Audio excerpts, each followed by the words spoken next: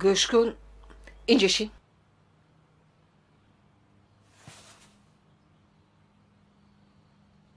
زنت نمیتابد؟ در کجا است؟ زنم را جواب دادم. میشود اکنون من خلاص شدم از غربت شما یا نه؟ یک وقت آرزو میکردید نبودنش را. من اکنون خونه وسیع، مرحمت سیر کنید چقدر که میخواهید. این خیلی نگو بچیم. من هیچ وقت به ضرری فرزندانم فکر نمی کنم. دخترک خودش به پای و قدم بود. من فکر کردم که ما پای او رو به قدم کردیم. فراموش نکنید اوچه، در دنیا انسانی به پای قدم و به پای قدم نیست، بلکه نیت ها سازنده قسمت می باشند.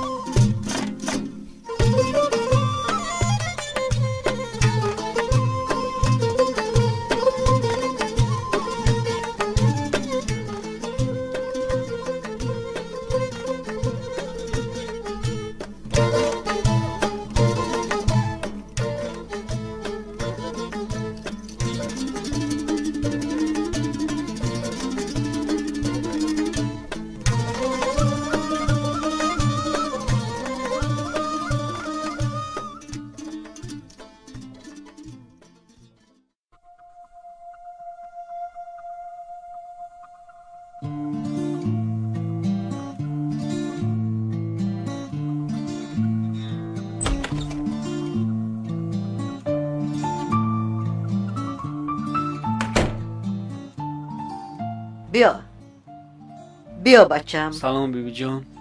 بیا. سوزد بیبی جان. نازی خوب هستی؟ انیس جان، میدانم درباره چی فکر داری. خاطرت پریشان، عصبت ویران. من یک نقل میکنم به تو. من دختری دهاتی بودم، ولی از عائله ثروتمند بودم. وقتا که به خانه شوهر آمدم فهمیشم تماما دیگر شد. به خاطر دوستداری بابات و خس و خاشاک لب جوی بارشان هم مهر و محبت پیدا کردم. فکر میکردم که در اطراف همه مرا دوست می‌دارد و از من کسی خوشبخت‌تر نیست. ولی در اصل دیگر بوده است. همه مناسبت ها ساختکارانه بودند. فهمیش دختران دهات چنینند. آنها اولش این که هیچگاه به شوهر خیانت نمی کنند. بعد آن که دلشان به نهایت صاف است. با مردم به مثل خواهر و برادر مناسبت میکنند. دل اپا و آچه خودت سیاه است.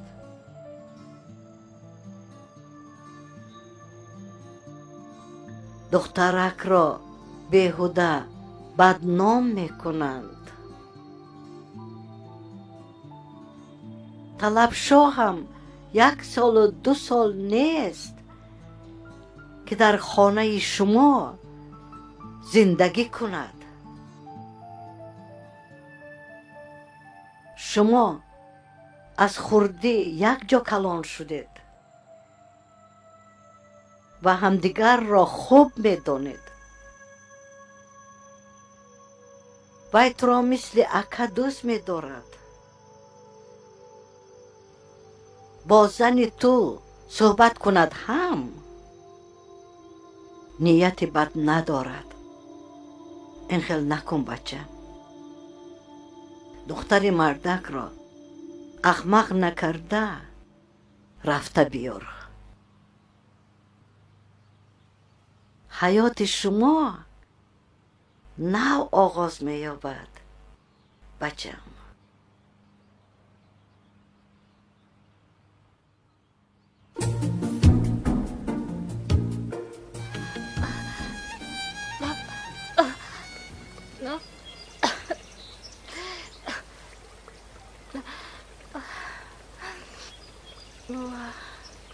نازنین خودت رو چه خیلی حس داری بچم؟ نمیدونم مادر، سرم تاب میخورد و دلم میشورد.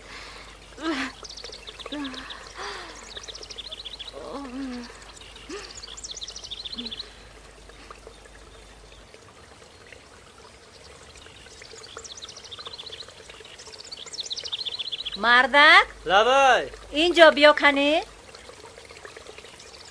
یک خبری خوش دارم. باز چی گپ؟ چه خبر؟ زنین امیدواری فرزند است. فرزند؟ یک خبری خوش دارم. توفه چی میشته باشد؟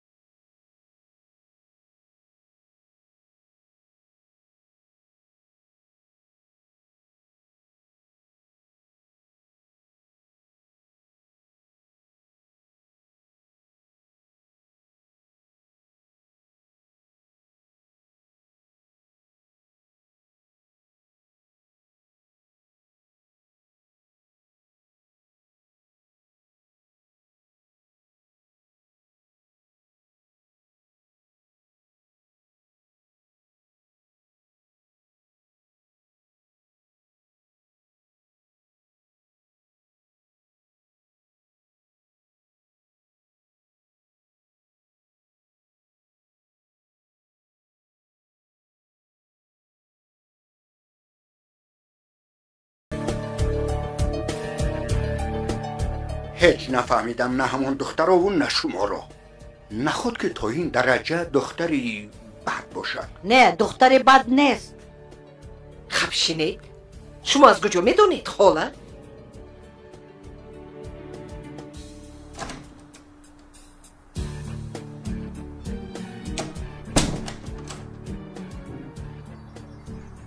برادر چه خیل؟ می شود رحمت خدا چه خیل؟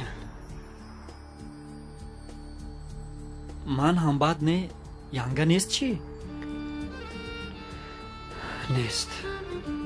میدونی زن من امیدوار شده است. اوه تبریک. رحمت. تبریک برادر. رحمتو ولی تو نه چند خوشحالی. چی شده است مسئله زنت؟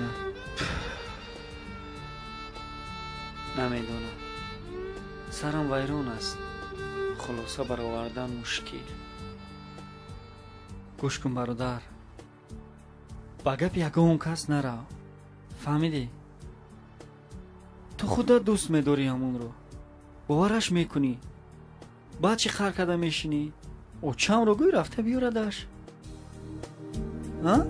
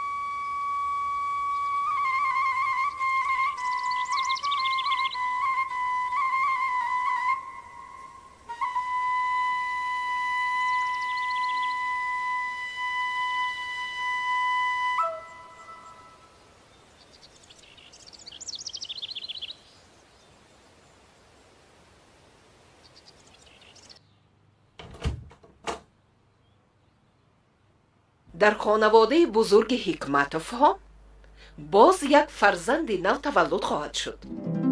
با معلومات همه شما میرسانم که حمایت و نگاهبین مادر نوزاد به کله همه شما وابسته است. در صورت رخ دادن ناخوشی برابر همه‌تان جواب میدهید. پیش خدمتان، شما هوشیارتر شوید. به همه فهم است؟ فهم است. از پی کار شوید.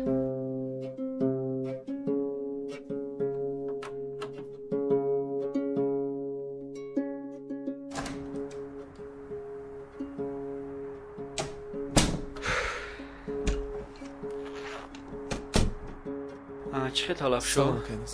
طلب شو اینجا شین.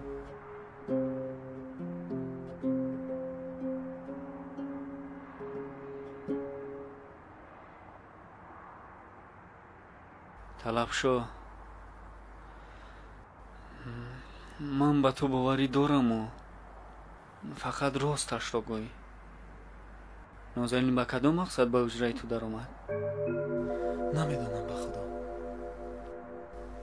وقتی که من خودم دیدم حیران شدم و یک قد از جای پریدم، ولی با نیتی بد ناآمده بود. همون روز مرا ینگه نیسو خانم جان کرده بود، خواست دلبرداری کند. فکری بد نکنید نسبت زنتان، خیلی با اخلاق است و شما را خیلی دوست می‌دارد.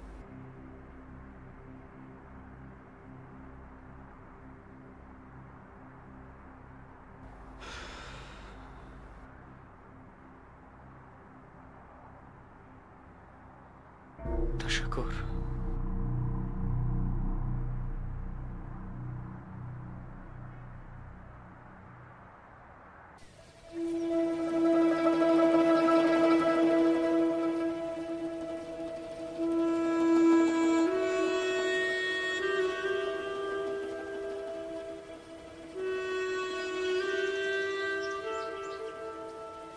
ای خدای مهربانه، با کجا نظر میکنی؟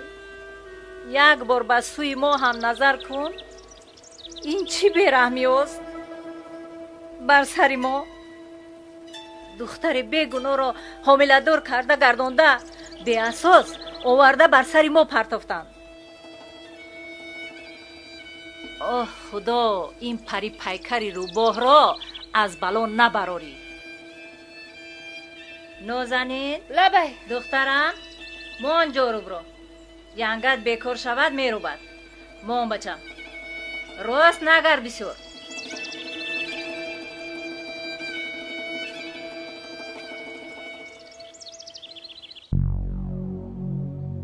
ما به سر زنی تو روم؟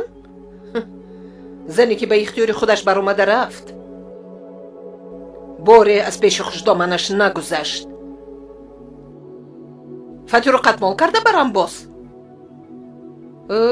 تو عقل داری؟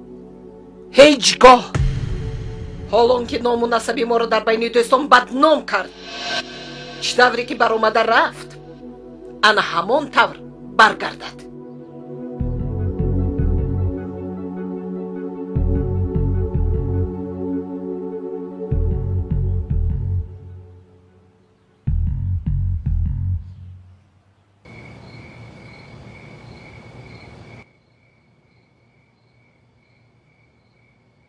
قریب دمو می شودم؟ با خدا شرمندگی نخود آدم تا این درجه خشمگین باشد. بو با طور خودش عاشق است. ای خدا گیرد همین عاشقی رویه همش دروغ است. نازنین دخترکی بد هم نبود. بیچاره از همان یکم روز سحر بر وقت خسته لطه فرش تازه کنی رو از دستی من گرفته کار کردنی بود. خانه اینا رو فهمیدن دشوار. نامعلوم که از روی کمبغلی باشد، از روی ناموافقی ستاره ها، یا اینکه یک روی باشد. منه با پروینم رسو کرد کو. پول دوگانه جان، همش از روی پول، دیگر هیچ چیز نه. باور کن نباشد پروینه از مونیس 2 سال کلان است. پنهانی او را کلین کردن کو.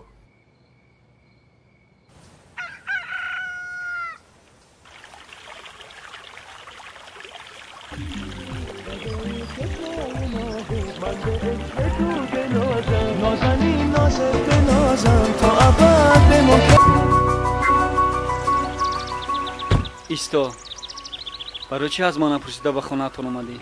ها؟ باز شر نداشتم میپرسی ها؟ برای آنکه من تو رو دوست میدارم و سخنت رو هیچگاه نمیشکنم. تو با من چون شوهر امر کردی که گم شو از نظرم و از حجره خواب مرا دغلانه بیرون کردی. من باشم سخنت رو نشکستم و از نظرت گم شدم. تو باشی نامردی کردی. به سخنت، به زبان و دل خودت باور نمی کنی. بازگویی که عاشق باشی. شاید عاشق هستی ولی به خودت، تنها به خودت، نه به یگان زن. دیگر درباره من فکر نکن. من با اون جهنم دیگر برگشتن نمیخواهم. نازنین، یک بار دیگر مرا فهم. من چرخ رو تماما به سمت دیگر میگردونم. التماس مرا ببخش نازنین. در حقیقت من خطا کردم، میدونم. دانستن تو کافی نیست. تو باید پیشتر فکر میکردی و پیشتر میفهمیدی. التماس اکنون مرا به حال خودم گذار. رو از اینجا. من نمیخواهم که تو به چشمی خانواده ما بینمایی. نازنین، برای من فرقی ندارد که من به چشمی کی وامی نمایم، به کجا قدم میگذارم، اما تو رو از دست ندهم و همیشه در برت باشم. تو فقط زبان شیرین داری و خلاص، دیگر هیچ چیز نداری. از تفرلوگو بچم از دهانت شمال برده. آخر دارایی او در بدن تو تشکل میابد کو. ناشکری نکن بچم. هر قسمتی به سرت آید از امیدواری فرزند سرکشی نکن. انیس، نازنین از تو فرزند امیدوارم. چی؟ فرزند؟ بله فرزند. ولی تو خرسند نشو که تولید او به آسانی به دست تو می آید. نازنین رو دیگر نمیگذارم با عذاب و شکنجه خانه شما صبر کرده خودش را بیهوده خور کند. ولی تو صاحبی فرزند، حق به صاحبی داری. خاله جون، رحمت کلان، من خیلی خرسند شدم. فرزنددار شدن این آرزوی دیرینه من بود. 100 بار شکر. ولی من چطور فرزند و همسرم رو در اینجا تنها گذاشته بیروم؟ یک دردی سر است.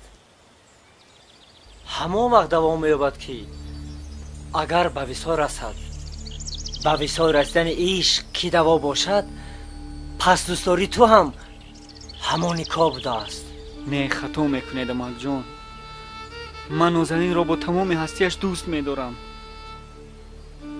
از امیدواری فرزند شادم، ولی برای من بیشتر درباره او بودن مهم است. برای من فرقی ندارد که در کجایم، چی میخورم، چی حال دارم و چی میپوشم.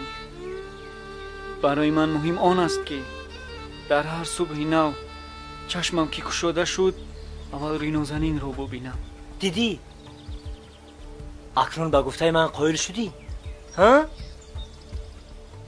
که تو تنها عاشقی. برای تو دیگر مهم نیست که با کی زندگی میکنی و از کی فرزند میخواهی. برای تو مهم آن است که صبح هنگام از خواب بیدار شدن اول چهره نازنین را بینی. پس به همان رسمهایی که تصویر کرده بودی که وابسته شو و ارمانهای دلت را شکستن گیر. دیگر دختری ما رو بیهوده خار نکن. احمق جان، برای چی شما ما رو فهمیدن نمیخواهید؟ نازنین زن نکاحی من است. حیات اویلداری ما فقط به ما دخل دارد. برای چی دخالت میکنید؟ حتی فکر رو میکنی که به حیات شخصی دیگران پورا دخالت کردن ممکن نیست؟ یا اینکه دنیا را به دروازه دیدی؟ در نکاح تو چی را میبینی؟ حامله کردن زن ولی تو کوب نمودن او؟ یا اینکه تحقیر و بدنام کردن و دفن نمودن؟ تو حسی جوانمردی داری یا نه؟ تو خودت کیستی که مرا نصیحت میکنی؟ من برادر نازنین ظفر. وقتی من از خدمت وطن برگشتم و اولین بار به دیدن خواهرم رفتم، او را در خانه تان تا کوب میکردم. از این پایا غلیده به پیش پای من افتاد. به همین هم صاحبان دختر حق دخالت کردن را ندارم به فکر تو، ها؟ مرا ببخشید. در حقیقت من نامردی کردم. انا این گپی دیگر. وقتی که به گناه خود اقرار میشوی، انسان باید در همه حالت اراده قوی داشته باشد. ناوابسته از آنی که طبع تو چگونه است، باید که عقلت را کار فرموده توانی. بچم رو پدر و مادر را گوی که فکر کنند، مصلحت کنند، اگر ضرور باشد آماده کینشان را برند. احمق جان، در اینجا یک مسئله دیگر است. وقتی که نازنین از خانه کار کرده برآمد، این چندان به پدر و مادر من پسند نآمد. حالا اگر گویم که زنم رو رفته بیارید، خودش رفته است، میگویم خودش بیاید. ولی من فکر میکنم که این مهم نیست. مهم آن است که ما یکدیگر را بفهمیم و یک جای زندگی کنیم. اگر اجازت میدادید همراه خودم میبردم احمق جان. نه، این خیلی نمیشود. دخترم رسا شرمنده میشود. به همین هم حالا گپی بسیار میشود که به طالبان باری اول به فطیر و قدمال به خانه پدر و مادرش آمد. رسانید به پدر و مادرت که اگر زندگی دختر ما را با پسرشان لایق بینند، با فطیر و قدمال به دعوت عروس بیایند. دیگر به یگان راه نمی شود. خاله جان، شما چی گفته ایستاده اید؟ اوچه من هیچگاه به دعوت نازنین نمی آید. برای اون که او را دوست نمی دارد، نمی خواهد او را در همان حوالی دیدن. شما چی؟ شما نمی خواهید که نازنین یک عمر با بختی اول بماند همراهی من؟ همش خوب می شود خاله جان، باور کنید. من او را خار نمی کنم. شما رسم و آیین را مانید یک طرف. مهم ما هم دیگر را بفهمیم و از هم دیگر جدا نشویم. تو نمی توانی که همراه زنت جدا زندگی کنی. دیگر شما را هیچ کس خلل نرساند. نه خاله جان، در خانه ما چنین امتیاز نیست. با من هیچگاه رازگی نمیدهند که من همراه نازنین تنها زندگی کنم. احوال من بدتر می شود. باور کنید خاله جان. مانید و چشم، راضی شوید. بر از زنش رو. مهم اینا به دیگر ساز گیرند. بهترش دخالت نکنیم. مایلش بچم، مایلش گیر زند رو. فقط در خاطر گیر که زن حامله کودک رو موافقی ذوق و طبعش تولد میکند. یعنی در کدام حالتی که کودک رو مادر در بطن نگاه میدارد، همان حالت дар тинати фарзанд меояд. фарзанди солим хоҳӣ ҳушёр шав. اوه خدایا مردم به ما چی میگفته باشند؟ شرمندگی. من تماما راضی نیستم. دلم سیاهی دارد. مایلش گیر برزند رو. خدا به خود هر کس انصاف دهد.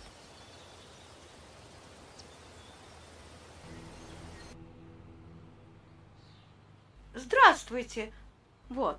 Гису, родненькая, здравствуй. И бабулечки твоей здравствуй. Я хочу вас особенно поблагодарить сегодня, потому что вы опять пригласили меня на урок с вашей внучкой. Сегодня я на таджикском языке с ней поучу песенку. Называется «Пешрави Тодикон». Слова молодого таджикского поэта Холова Хасана. Ну, музыка моя. Послушайте, Спасибо. пожалуйста, для начала. Поем.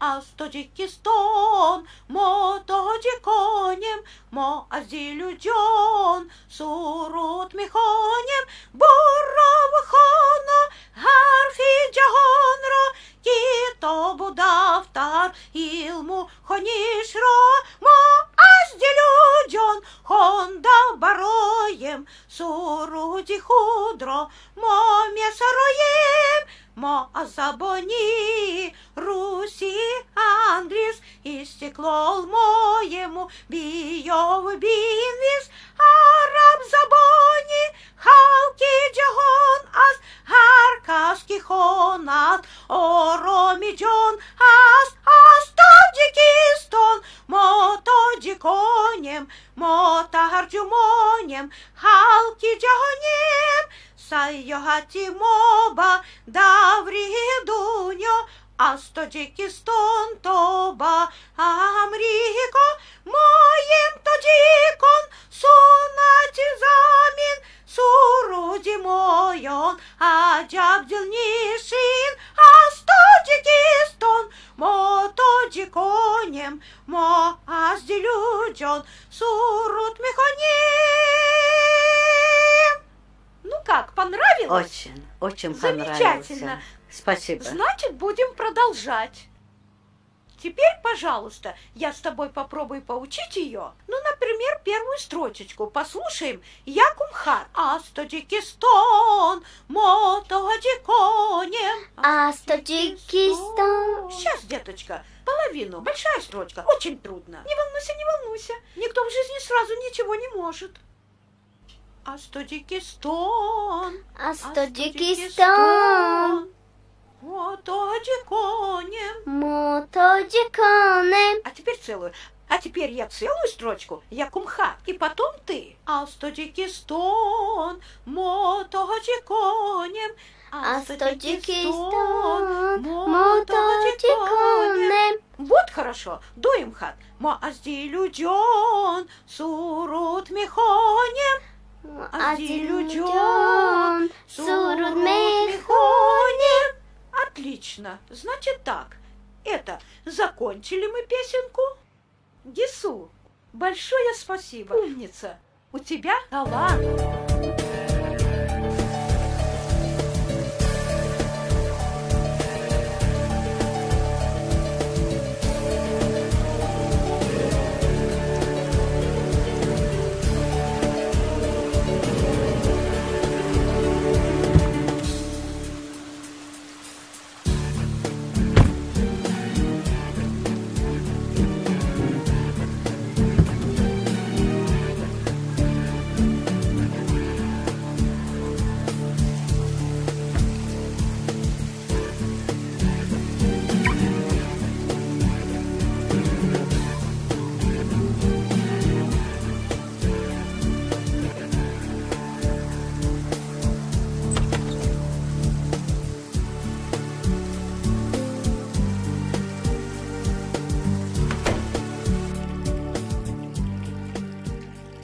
این دسترخوانی کیست؟ نمیدونم. اکای نیست آورده موندن همینجا. اوه، زناش آورده باشد. به فکرم ها. دست نرسونید.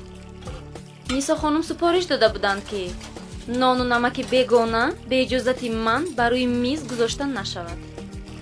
барои ман фарқаш чӣ? Худатон медонед.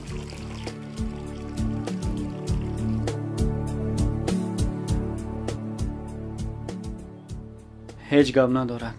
модар аст. рав салом кун. агар норизогӣ баён кунанд ҳам ҷавоб надеҳ. бахшиш пурс. сари хамро шамшер намебурад. дилам тапиш дорад. метарсам чӣ мегуфта бошанд?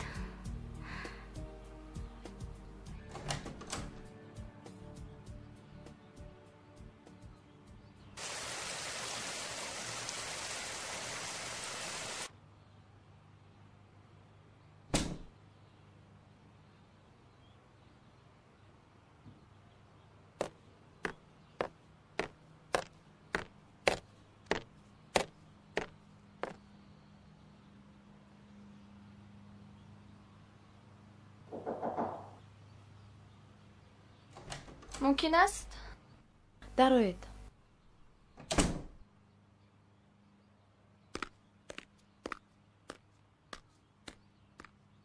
дар поён чӣ гап аст?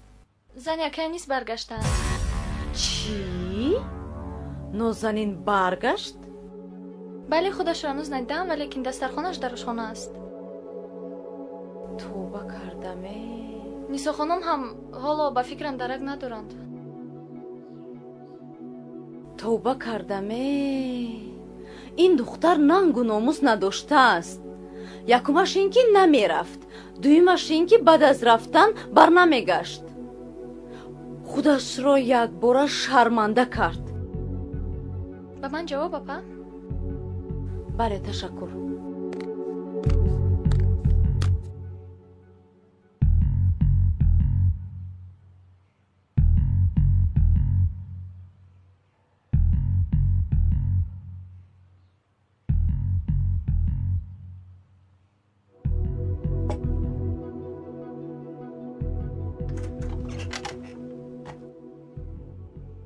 جون. о духтари мане, куҷо рафти ту? чаро беақлӣ кардӣ? насиҳатҳои ман барои кӣ буданд? хубӣ, нағзӣ, очат, отат хубанд? ҳама хубанд. шуморо салом гуфтанд. саломатии худатон чӣ хел, бибиҷон? мешавад. саломатии ман хуб аст. барои аҳволи ту дилам месӯзад. дигар камбудӣ надорам. кӣ ба сарат рафт? анис рафта овард.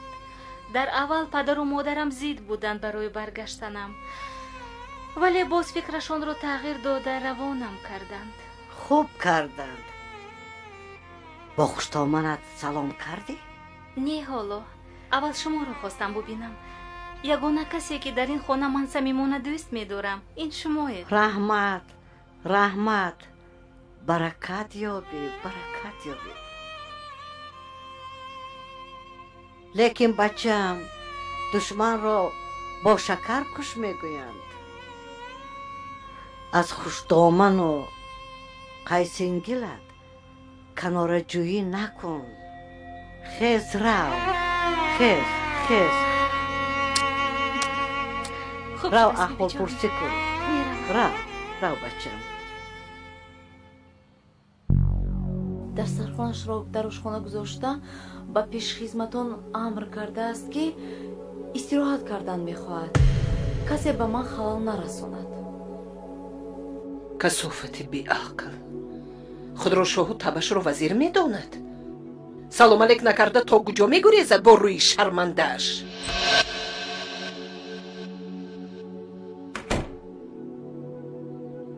ассалом. кабутари парвозӣ? парвозкунон боз омадӣ? давидани гӯсола то каҳдон. сер шудӣ охир аз хонаи падар? маззаи хонаи шавҳарро акнун ҳис мекунӣ. шарманда. беиҷозати ман ихтиёран рафтанатро ҳеҷ гоҳ намебахшам. чаро мепурсиш рафти охир? як бор аз пеши апаам мегузашти иҷозат медоданд. чӣ хато ҳама соз бо як анис рафтан очаву отат розӣ шуданд ки биёия? ва хонаводаи мо мебуданд асло розӣ намешуданд. парвина, ман ҳоло аз хонаи шумо пурсон нашудам. хабшед.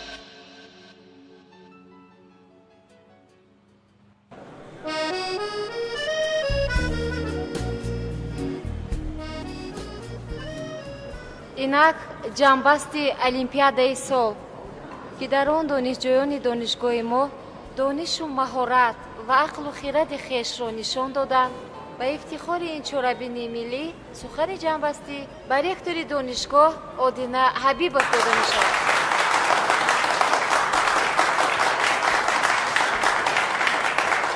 салом ба ҳамаи шумо донишҷӯёни азиз. воқеан ҳам дар олимпиадаи ҷумҳуриявӣ ки аз мактабу донишгоҳҳои тамоми мамлакат ширкат доштанд, 5 нафар донишҷӯёни мо худро хеле фаъол ва намунавӣ нишон доданд. раёсати донишгоҳ ба ин нафароне ки аз фанҳои гуногун ҷойҳои намоёнро ишғол намуданд ва ҳамчун мутахассиси касбӣ барои ватанамон тоҷикистони азиз омода мешаванд, мукофот ва ҷоиза месупорад. аз фанни забон ва адабиёти тоҷик ҷои дуюмро дар олимпиада донишҷӯи соли сеюм Насиба Раҳимова ишғол намуд. марҳамат.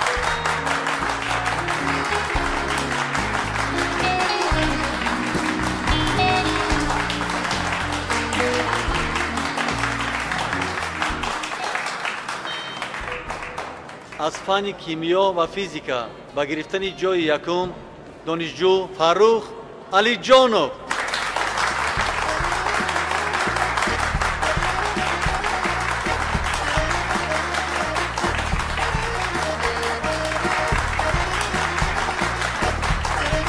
то ҷоиза муборак. офарин.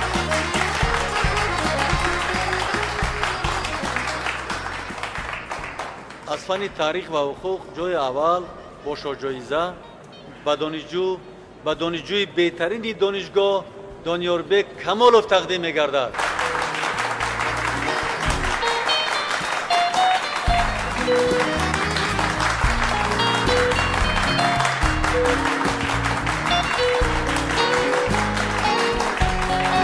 марҳамат. аҳсан ба ту.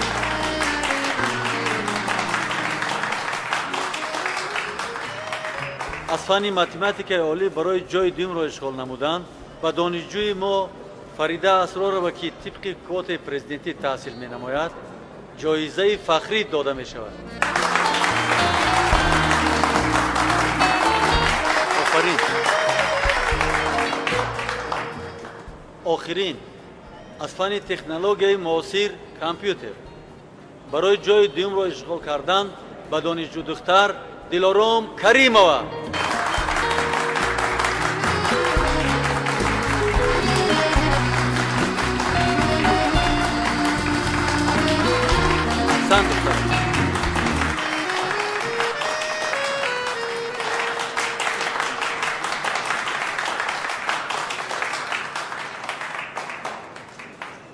донишҷӯёни азиз, мо бо ҳамаи шумо фахр мекунем ва умед дорем ки дар озмуну олимпиадаҳои байналмилалӣ муваффақ мешавед.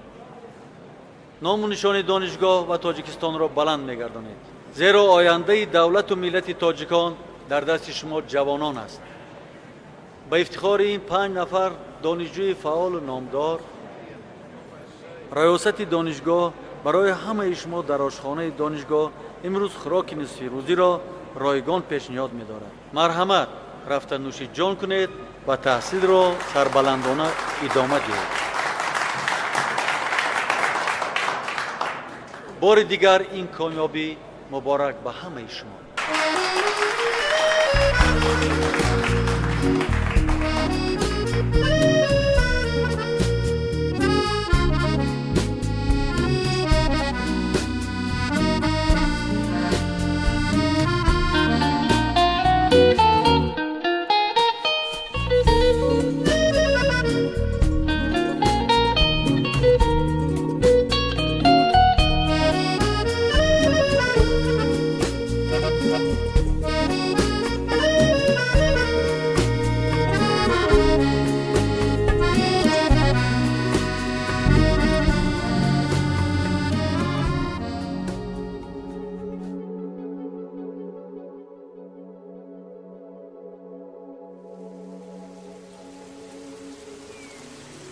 аниқ ҳомиладор аст?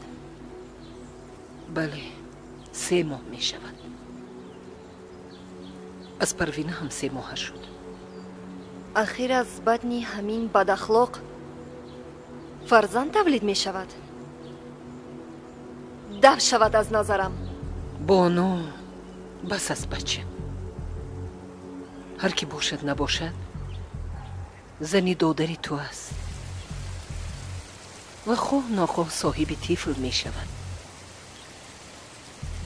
мо бояд муносибатамонро дигар кунем. ман фикр карда баромадам хорузор кардани нозанин беҳуда аст. бовар кун. беҳуда хор нест, оча. шумо намедонед. хай очаҷон. хай бибиҷон. ҷонакам. нағз хон, майлаш бачам, нағз рав.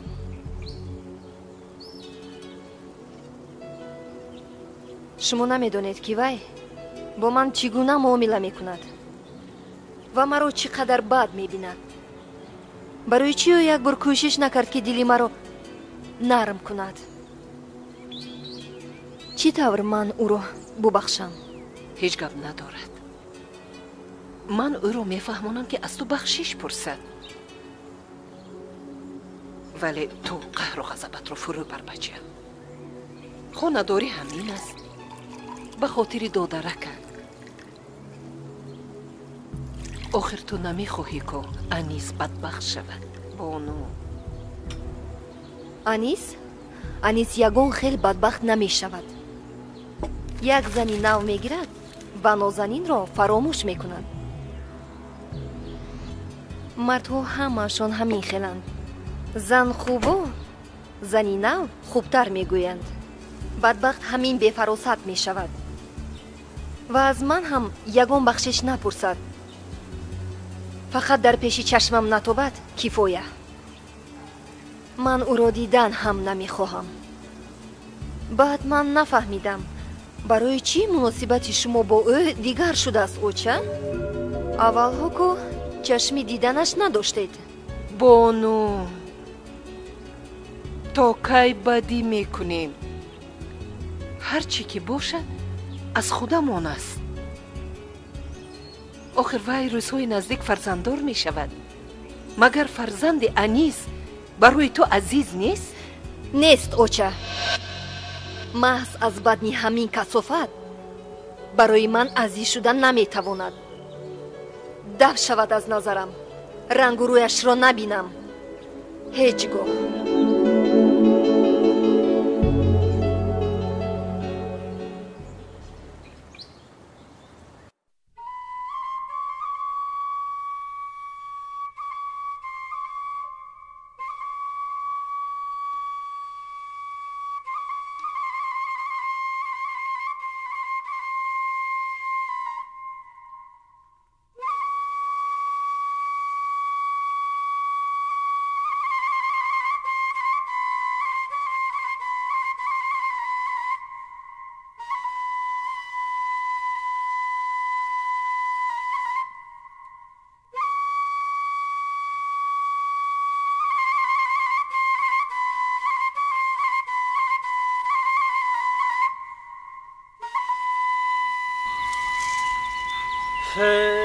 های دریغی زندگی های دریغ زندگی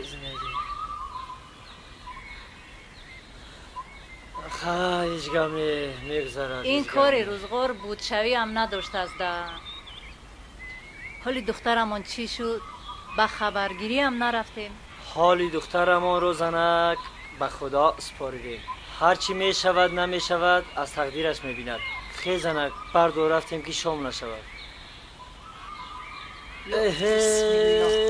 چرخی فلک ها خامتم خم کردی.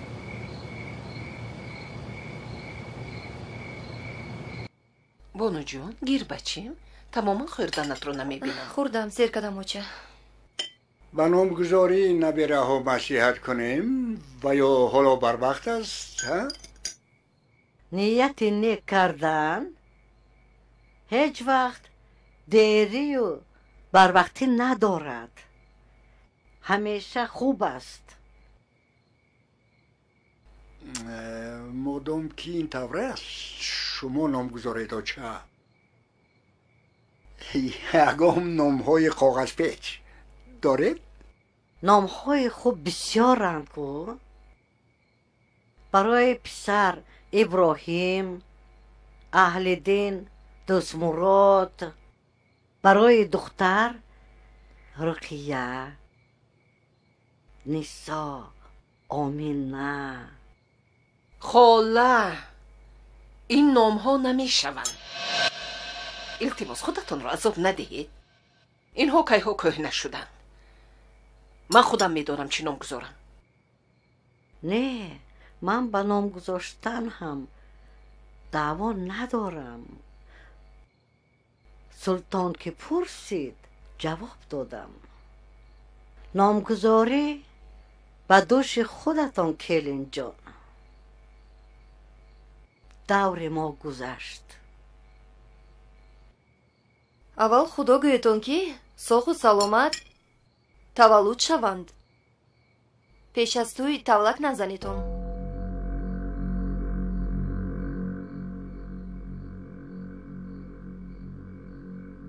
نیت نیک نیم دولت هست بانو جون. بگذار آرزو کنند، خدا رحم میکند.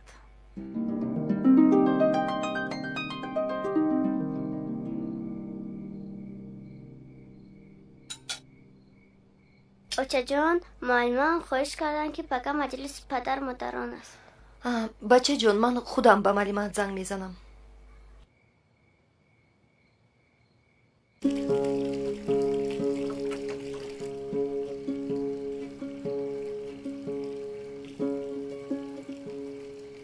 کمتر شورتر اومد است چی؟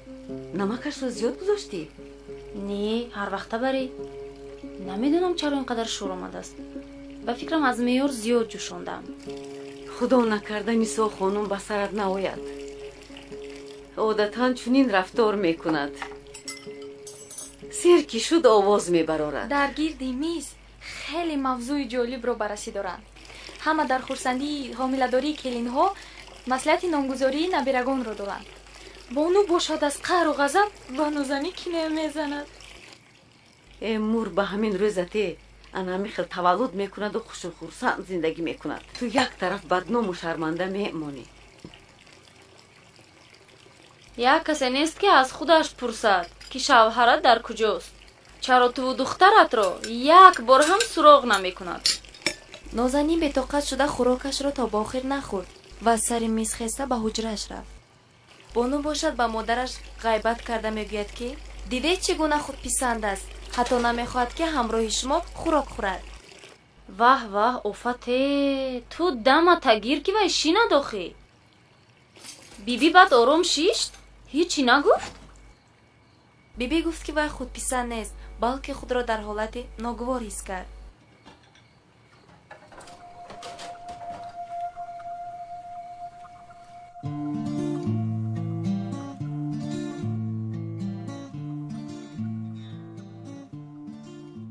تو باوری داری که پسر است؟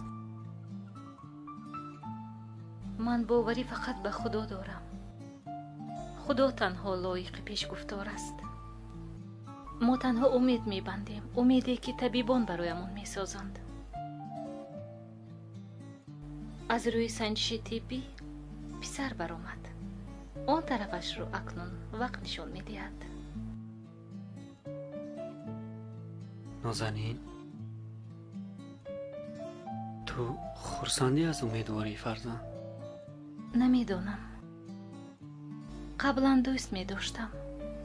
آرزو می کردم. бозичаву куртачаҳоро ҷамъ мекардам. тасаввур мекардам ки дар доманам тифл асту барояш алла мегӯям. ҳоло бароям фарқе надорад ки дар заминам ё дар осмон. ҷои оромӣ мехоҳам. ба касе кор надошта бошаму касе ба ман кор нагирад. нозанин, ту чӣ гуфта истодаӣ? маро хавотир накун. ту медонӣ ки табу завқи модари ҳомиладор ба тифл таъсир мерасонад. ту мехоҳӣ ки фарзанди мо носолим таваллуд шавад. дар ин бора фикрам накардам.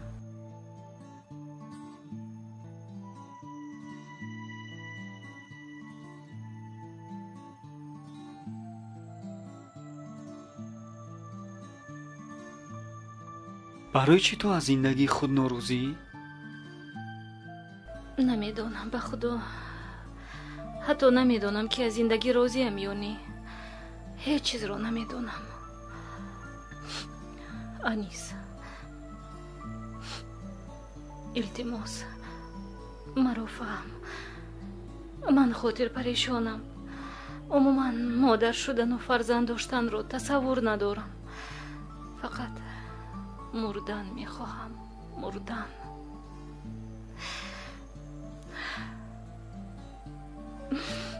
михел нагӯ нозанин, астағфириллоҳ гӯй.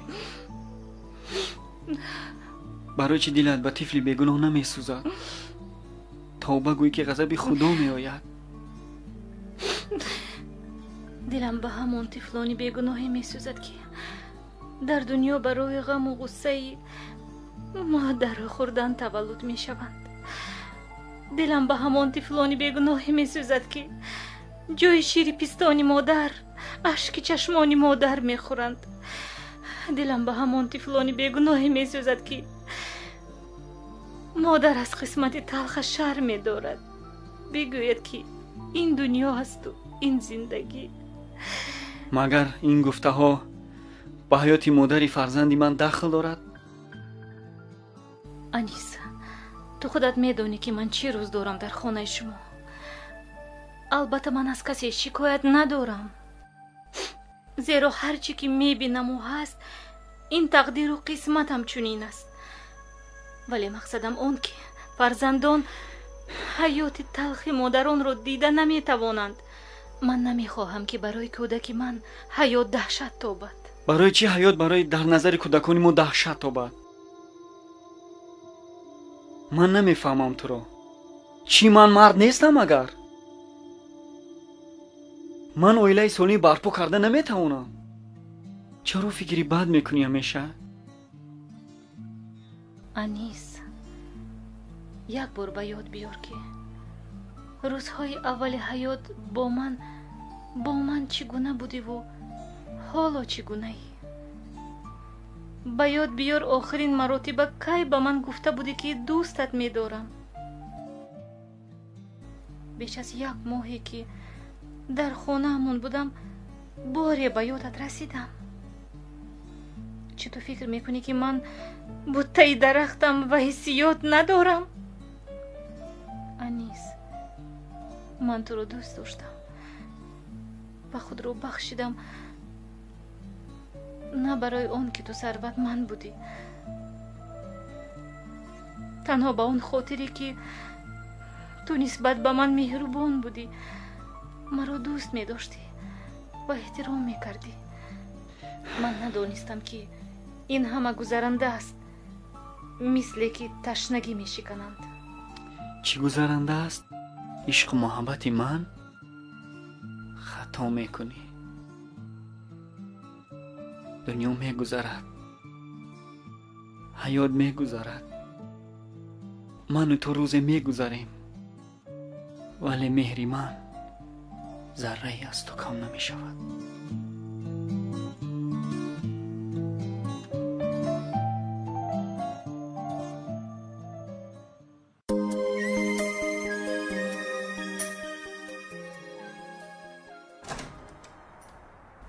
салом алейкум раис, мумкин аст? марҳамат, дароед. کاتبه رساندن که به نزد شما درایم. بله شنید. حاضر. رحمان. همه ای کارها را که اجرا کردید بعد اخبارات مفصل پیشنهاد کنید. طلبشو تو وقتای آخر به کار بسیار خنک نظری داری؟ کدام وقتی که خواهی به کار میایی، کدام وقتی که دلت خواهد استراحت میکنی؟ من نفهمیدم تو چی مقصد داری؟ عموما کار کردن میخواهی یا نه؟ بله رئیس، ژورنالیستی ساحه تلویزیون شدن این آرزوی دیرینه من بود و شب و روز خواندن و نوشتن و زحمت و تلاش‌های من برای تلویزیون بودن. حتی من صاحب شهرت و مخلصانی سرشمار شدم. همه آرزوهایم جامعه عملی گشتند. ولی مشکلی در آن است که به کار آمدن و رفتن من از من وابستگی ندارد. برای چی؟ برای آنکه بعد از وفات مادرم مرا زنی تقایم کلان کرده است. حالا باشد من چون خدمتگار در خانه آنها زندگی میکنم. چند مرتبه خواستم جای زیستم را عوض نمایم و آزاد کار و فعالیت نمایم، تقایم نگذاشتم. به همین خاطر من در وقت و ساعتی معین به کار آمدن نمیتوانم. برای ویران کردن انتظام مهنتی باشد، اگر لازم دانید از کار میروم. طلبشو من نمیخواهم که تو مهارت و استعداد خود را از دست دهی. مایلش در خدمت خانه تقاید باش. کم بیش هم به کار آمدن لازم. آینده من باوری دارم که همه اش خوب می شود. تلویزیون این مرکز ایجادی است. مهم نیست که هر روز تو از ساعت 8 تا 17 شام در کار باشی و نتیجه بی ثمر باشد. مهم آن است که تو ایجاد کنی و بنویسی، چی در خانه، چی در کار و چی در کوچه. تشکر رئیس، شما خیلی غمخوار و دستگیر جوانان هستید. من البته با کار جدی مشغول می شوم. برای همه کمبودی ها عذری زیاد. با اجازت شما. مایلش طلبشو از قفای کارهایت شو.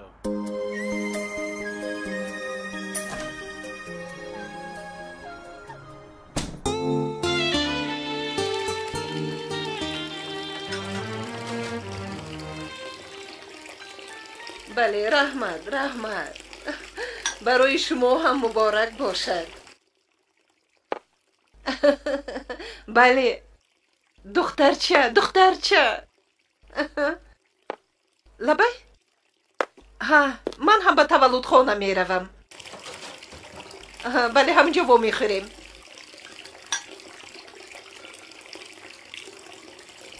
روشن، ماشین تیار است. زودتر حرکت کن.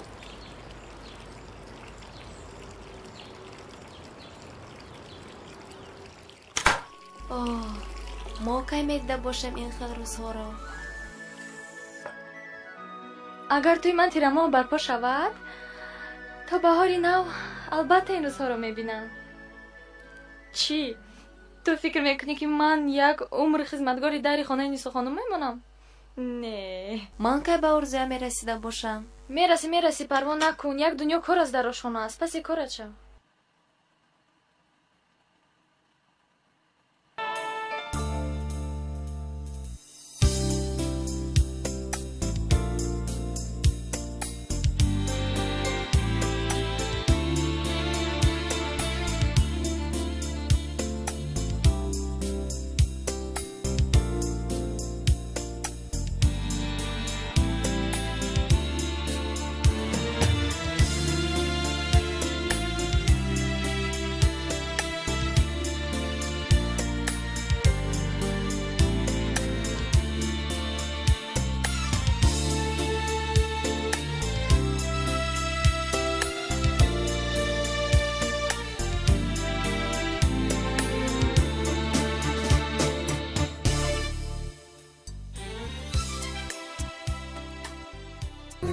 باشد.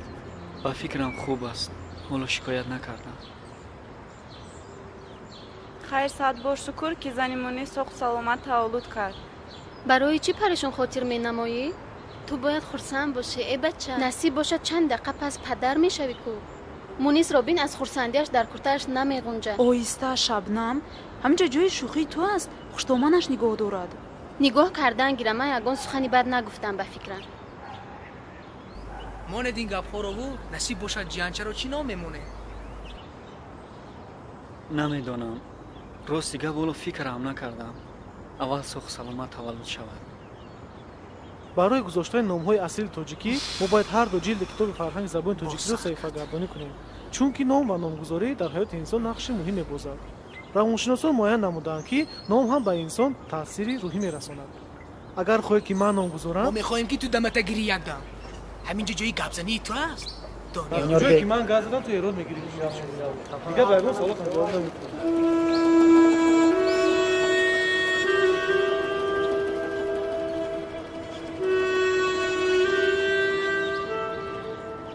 ای قدیر شد خدا جان. ولی اگر در قشلاق می بود کایها تولد کرده بود. من همین کلینم درد کودک گیرد خودم در یک منوت تولد میکنم. نه شهر میکنم نه بیمارخانه. اطوری که شما میکنید تماما ممکن نیست. مادر و کودک میتوانند آسیب بینند. هنگامی درد به بیمارخانه آوردن لازم. این طلبات طب است. انا هم تو خدا جان.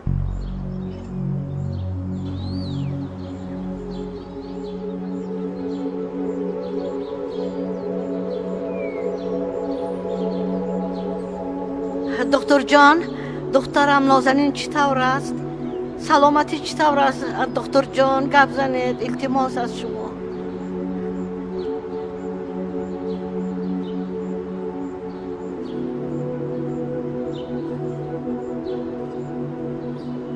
دکتر با دختری من چی شد؟ مادری کودک چی حال دارد؟ گپ زن خب نیست تو؟ دکتر نازنین من کنی؟ آرام شوید. مادر صحت سلامت است. ولی فرزند نه. حکمت و نازنین در بدن خود نارسایی عضوی زن ندارد. این ساخته ارگانیسم مادرزادی او است. گپ در سر آن است که او هیچگاه دیگر طفل به دنیا آورده نمیتواند. طفلی که حالا به دنیا آورده است ممکن است که همگی 1 سال زیاد عمر نبیند. بنابراین از همسر نامبرده خواهش کرده می شود که قبول کردن نسل را در بطن زن خیش بسته نماید. شما راضی رفیق حکمتوف؟ من از بحر این خزن و فرزند میگردم. با دختر شما طلاق. خدا علی! این همه تقدیر و قسمتی دختر